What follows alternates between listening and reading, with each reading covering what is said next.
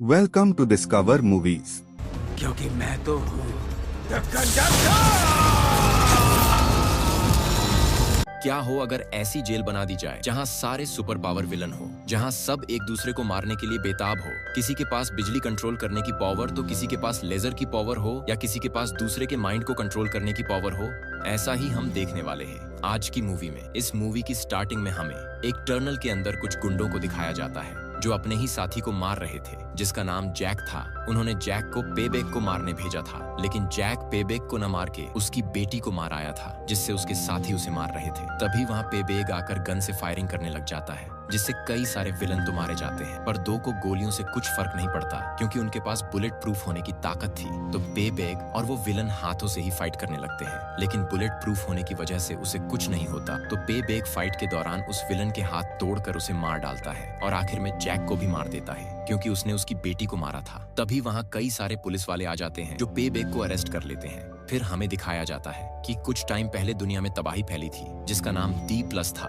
और ये सब इसलिए हुआ था क्योंकि वॉर में न्यूक्लियर बम इस्तेमाल होने लगे थे, और न्यूक्लियर रेडिएशन की वजह से कई सारे लोगों की डेथ हो चुकी थी। कई सारे शहरों में बचे हुए लोग रिसोर्स के लिए लड़ रहे थे, और उनमें से कुछ जिंदा रहने वाले लोगों में जेनेटिक न्यूट्रिशन की वजह से अलग अलग तरह की पावर आ गई थी।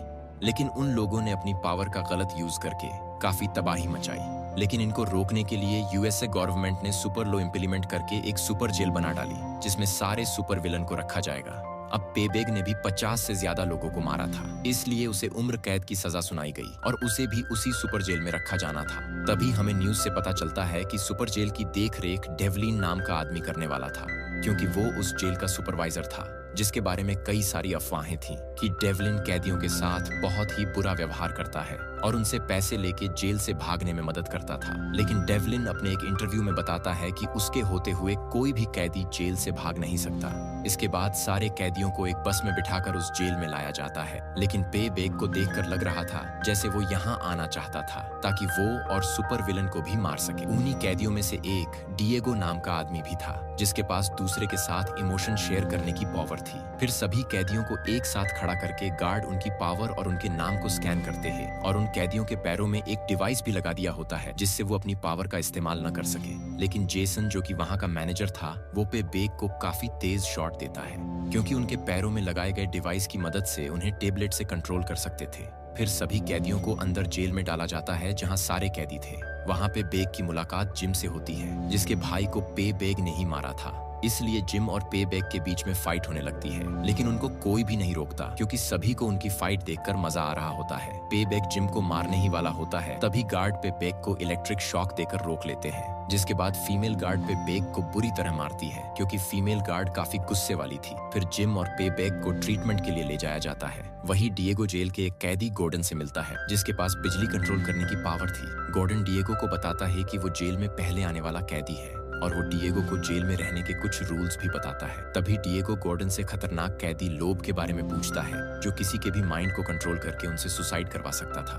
गॉर्डन बताता है कि वो किसी को भी अपने माइंड से कंट्रोल कर सकता है, इसलिए तुम उससे दूर ही रहना, वो बहुत ही खतरनाक है। अब उसी दिन लोब को सुपरवाइजर डेवलिन ने एक अंधेरे कमरे में बुलाया होता है, क्योंकि डेवलिन को लाइव से अकेले में बात करनी थी। डेवलिन लोब से कहता है कि मैं जल्दी ही रिटायर होने वाला हूँ, इसलिए तुम जल्दी से सारे पैसे मेरे अकाउंट में ट्रांसफर कर दो जो तुमने बैंक रॉबरी में चुराए थे। लेकिन लोब मना कर देता है, तो डेवलिन उसे मरवाने की धमकी देता है। वही हम जेल के मेडिकल रूम को देखते हैं, जहाँ एक डॉक्टर पेबैक का इलाज कर रही होती है। तभी वहाँ डिएगो भी आ जाता है। डिएगो डेंजर नहीं दिखता था, इसलिए उसे साफ सफाई का काम दिया गया था। तभी वो डॉक्टर, जिसका नाम इजाबेल था, वो डिएगो के पास जाकर उससे बात करने लगती है। फिर डिएगो वहाँ रखे बिना सर के आदमी को देखकर पूछता है कि ये कैसे मरा, तो डॉक्टर उसे बताती है कि ये मरा नहीं है, दरअसल ये अपने सर को रीजनरेट कर रहा है, क्योंकि उसके पास अपने शरीर के किसी भी अंग को रीजनरेट करने की पावर थी। फिर डॉक्टर पास वाले रूम में लोब का चेकअप करने जाती है, तो पीछे से पेबैक आकर डॉक्टर पर अटैक करके बेहोश कर देता है और लोब को मारने के लिए आगे बढ़ता है। तभी वहाँ डिएगो आकर पेबैक को रोक लेता है, और वो लोब को नहीं मार पाता। तभी गार्ड वहाँ आकर पेबैक को ले जाते हैं। ये सारी न्यूज पूरे जेल में फैल जाती है कि डिएगो ने लोब की जान बचाई थी, जिसकी वजह से सारे कैदी डिएगो की रिस्पेक्ट करने लगते हैं। और अपना खाना भी डिएगो के साथ शेयर करते हैं। फिर लोब डिएगो को अपने पास बुलाता है और उसे थैंक्स बोलता है। इससे डिएगो भी काफी खुश होता है क्योंकि उसकी लोब के साथ फ्रेंडशिप हो गई थी। वही डेवलिन की एडवाइजर फेलिशिया को डेवलिन की डील के बारे में पता चल जाता है जो उसने लोब से की थी। इस बात को छुपाए रखने के लिए डेवलिन उसे प्रमोशन ऑफर करता है और साथ ही धमकी देते हुए कहता है कि अगर तुमने ये बात किसी को बताई तो मैं तुम्हें जॉब से निकाल दूंगा। वही गॉर्डन ने 10 सालों में जेल से बेल के लिए कई बार अप्लाई किया था, लेकिन कोर्ट उसकी हर एप्लीकेशन को रिजेक्ट कर देता था। इसका मतलब ये था कि कोर्ट कुछ कैदियों के साथ अनफेयर भी था। लेकिन गॉर्डन कुछ दिन बाद फिर एप्लीकेशन अप्लाई करता है। इस बार उसे बेल मिलने की काफी उम्मीद थी, लेकिन कोर्ट के बेकार सवालों की वजह से गॉर्डन गुस्से में आ जाता है और कोर्ट उसकी बेल कैंसिल कर देता है। इससे गॉर्डन बहुत दुखी था और उधर लोब जेल से भागने की प्लानिंग बना रहा था। तभी लोब का असिस्टेंट गॉर्डन को एक तेज धार वाला ऑब्जेक्ट देता है ताकि गॉर्डन अपनी मायूसी का बदला ले सके। फिर गॉर्डन उस ऑब्जेक्ट से पैर में लगे डिवाइस को अनलॉक कर लेता है और एक टेबल के ऊपर चढ़कर इलेक्ट्रिक वायर से खुद को चार्ज करता है, जिसकी वजह से गॉर्डन के अंदर बिजली दौड़ने लगती है और गॉर्डन एक गार्ड के ऊपर अपनी पावर से अटैक करके पूरी जेल के सिस्टम को खराब कर देता है, जिससे सारे कैदियों के पैरों में लगे डिवाइस अनलॉक हो गए थे। ये देखकर डिएगो गॉर्डन को रोकता है, पर गॉर्डन उसकी नहीं सुनता। उधर सारे कैदी भी आपस में लड़ने लग गए थे। ये देखकर डेवलिन फ्लेसिया को जनरेटर ऑन करने को बोलता है ताकि वो जल्दी से सारे कैदियों को कंट्रोल कर सके। तभी जनरेटर को रिस्टोर कर दिया जाता है, जिसके बाद कैदियों को इलेक्ट्रिक शॉक देकर शांत कराया जाता है। वही गॉर्डन एक जगह जाकर बाहर का नजारा देखने लगता है। तभी फीमेल गार्ड पीछे से उस पर हमला कर देती है,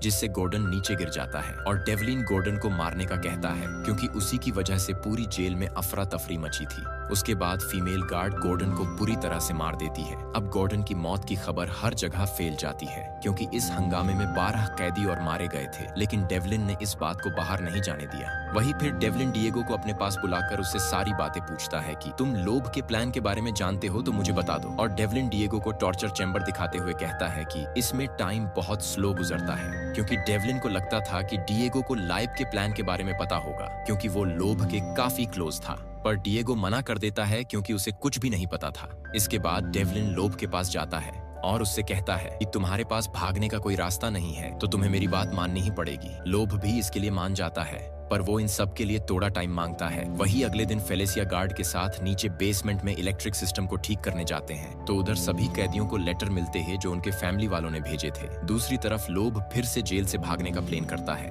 लोब किसी तरह एक टेबलेट लेकर उसकी मदद से एक वायरस प्रोग्राम करने लगता है जिससे वो जेल के सिक्योरिटी सिस्टम को हैक कर सके। वहीं पे बेग भी अपने सर पर टैटू बनाकर जिम से फाइट करने जाता है, लेकिन जिम फाइट के लिए मना कर देता है। उधर डिएगो लोब से मिलने के लिए जाता है और लोब से कहता है कि अगर तुम यहाँ से भागने का प्लान कर रहे हो तो मुझे भी यहाँ से बाहर निकालना। तो लोब भी इसके लिए हामी भर देता है। दूसरी तरफ वो दिन आ गया था जब डेवलिन रिटायर होने वाला था। फेलिसिया को लगता था कि डेवलिन की जगह अब उसे जेल का सुपरवाइजर बनाया जाएगा, लेकिन फेलिसिया को पता चलता है कि उसकी जगह जेसन को सुपरवाइजर बना दिया है। इससे फेलिसिया काफी गुस्सा होती है और डेवलिन के ऊपर चिल्लाने लगती है, पर डेवलिन फेलिसिया को 2-4 बातें कहकर चुप करवा देता है और लोब के पास जाकर उससे कहता है कि ये टेबलेट लो और जल्दी से सारे पैसे मेरे अकाउंट में ट्रांसफर कर दो। लोब भी ऐसा ही करता है और सारे पैसे उसके अकाउंट में ट्रांसफर करने लगता है, लेकिन साथ ही लोब अपने बनिया हुए वायरस को अपलोड कर देता है जिससे सारा सिक्योरिटी सिस्टम हैंग हो गया था, जिसकी वजह से सारे कैदियों के डिवाइस अनलॉक हो गए थे और वो अपनी पावर यूज करने लगे थे और अपनी पावर से एक दूसरे के ऊपर अटैक करने लगते हैं। तभी उनके बीच एक जोरदार फाइट होना शुरू हो गई थी।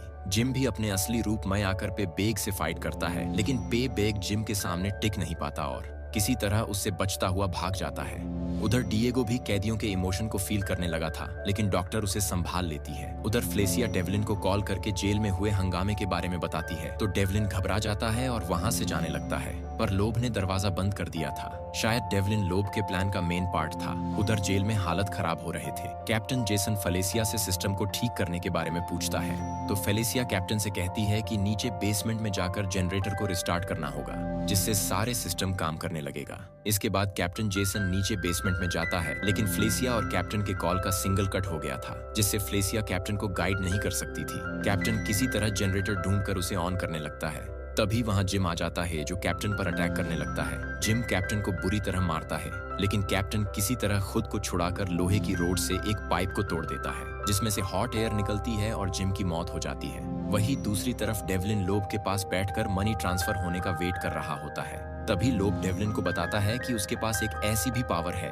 जिसके बारे में किसी को नहीं पता। दरअसल लोब के पास आत्मा को एक दूसरे के शरीर में ट्रांसफर करने की पावर भी थी। और फाइनली लोब अपनी आत्मा को डेवलिन की आत्मा के साथ बदल लेता है, जिससे लोब अब डेवलिन के शरीर में चला गया था और अपनी बॉडी यानी जिसमें डेवलिन था उसको पंच मार के बेहोश कर देता है। उधर कैप्टन ने जनरेटर रिस्टार्ट कर दिया था, जिससे अब सारे कैदी को शोक देकर वापस केज में बंद कर दिया जाता है और गेट खुलने पर लोब गार्ड से बोलकर डेवलिन को टॉर्चर रूम में डलवा देता है और बाहर आकर फ्लेसिया को जेल का सुपरवाइजर बना देता है। जिसके बाद फ्लेसिया वहां की जेल में बहुत चेंजेस करती है, जैसे कि सुपर पावर के तहत उसने कैटेगरी बना दी थी, जिसके बाद डिएगो की सजा को कम करके दूसरी जेल में शिफ्ट कर दिया गया था। डिएगो जाने से पहले डॉक्टर से मिलने आता है और डॉक्टर को ध्यान रखने के लिए थैंक्स बोलकर जेल से बाहर आ जाता है, जहां लोब के असिस्टेंट को भी छोड़ दिया गया था। उसके बाद लोब